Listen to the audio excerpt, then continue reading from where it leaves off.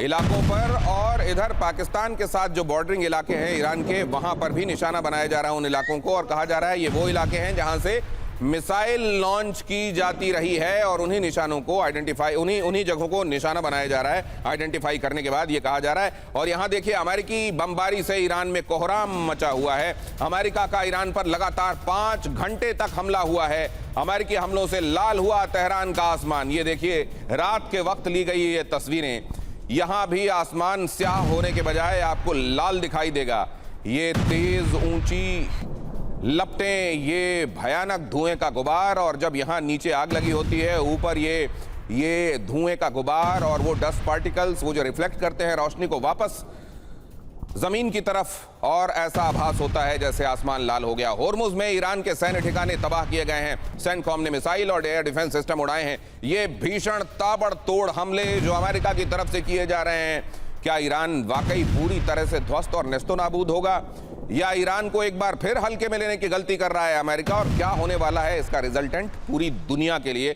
आइए इस चर्चा की शुरुआत करते हैं और पहले आपसे समझते हैं कर्नल साहब, ये होर्मुज के बाद अब बाब अल मंदेब की भी बारी है क्या?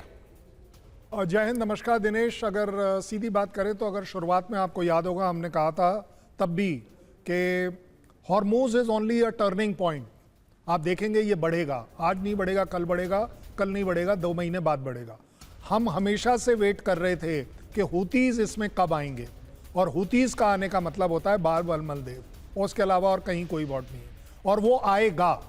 क्योंकि आज नहीं तो कल आप ये ज़रूर देखेंगे कि होर्मुज के ऊपर मैं मान सकता हूं कि यूएस की जो सुपीरियॉरिटी नेवल है वो कहीं ना कहीं डोमिनेट ज़रूर कर लेगी, उसको टेक ओवर नहीं कर पाएगी।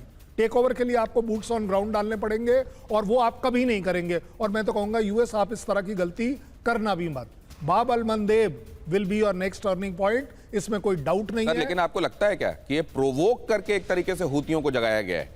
हूती जो अभी तक उतने एक्टिवेटेड नहीं दिखाई दे रहे थे, उनको जानबूझ के उनको एक तरीके से सोते से जगाया गया है, या ये वक्त तय था इस समय हूतियों को अब एक्टिव हो जाना तय था इस जंक्चर पर? क्योंकि होर्मुज में जिस तरीके से चीजें अप एंड डाउन होती चली जा रही हैं, बाब अल मंदेब पर भी ईरान अपनी ताकत को असर्ट करके पूरी दुनिया को ये दिखाएगा कि केवल ये नहीं, ये भी हमारे ये पास में है। प्रोफेसर अमिताभ, क्या इस समय इसको होना ही था या उनको प्रोवोक किया गया हूतियों को?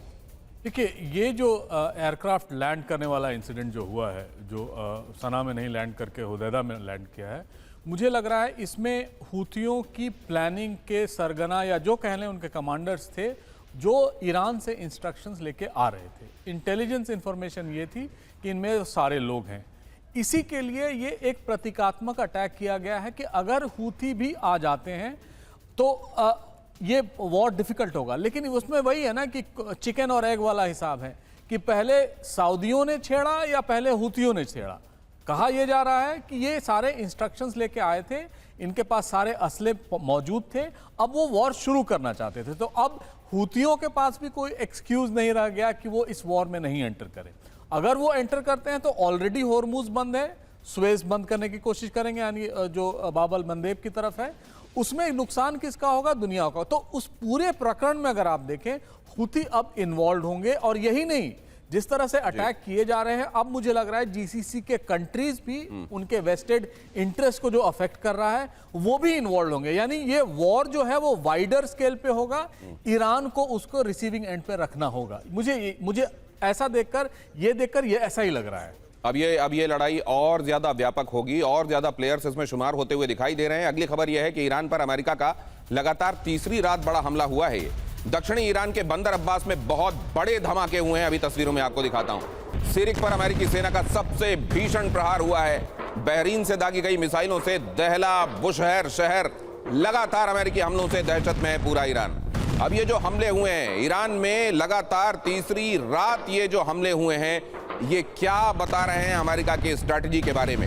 अमेरिका की तरफ से होर्मुज में हुए ईरानी हमलों के जवाब में क्या ये प्रोपोर्शनेट रिटेलिएशन है, या असल में उसके रिटेलिएशन नहीं, अमेरिका की किसी दूसरी ही प्लानिंग के बारे में ये हमले इशारा कर रहे हैं? पुनीत जी के पास चलेंगे, लेकिन उससे पहले जरा ये देख लीजिए ईरानी ठिकानों पर अमेरिकी हमला, कहां कहां पर ये हमले हुए हैं। ये हमले बुशहर में हुए हैं। जनरली पिछले बार अगर आपने देखा हो जब ये लड़ाई 28 तारीख फरवरी में शुरू हुई 2026, बुशहर से बचा जा रहा था, लेकिन बुशहर के आसपास इस बार खूब धमाके हो रहे हैं। चाबहार, जास्क, खोनारक, अबू मूसा द्वीप, बंदर अब्बास, केश आइलैंड, मशहर, सारावन और तबरीज, ये वो तमाम इलाके हैं जहां इस बार अमेरिका ने पिछली 3 रातों में ईरान को थर्रा दिया है। नौसैनिक बेस और बंदरगाह पर हमला हुआ है। IRGC के पेट्रोल बोट्स को निशाना बनाया गया है। ईरान की मिसाइल लॉन्च साइट्स को टारगेट किया गया है। सेंटकॉम ने 5 घंटे का ये ऑपरेशन किया है। पुनीत जी, इन हमलों को आप कैसे देख रहे हैं, और होर्मुज में अब आप क्या होता देख रहे हैं? ये और इंटेंस हो गया मामला।